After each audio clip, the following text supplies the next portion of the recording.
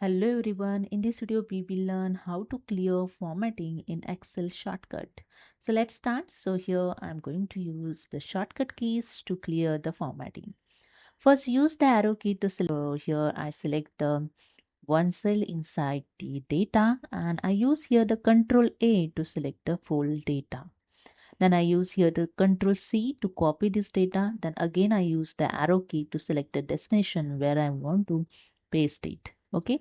So I select here the one cell and I use here the Control Alt V. And here the space special dialog box is open.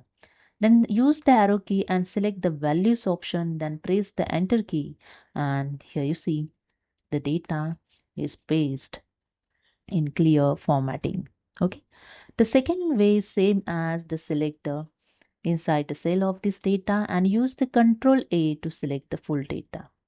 Then press the shortcut key Alt H E F. That's it. You can see the formatting is removed. Okay. So this is a way you can clear the formatting in Excel shortcuts. So hope you understood.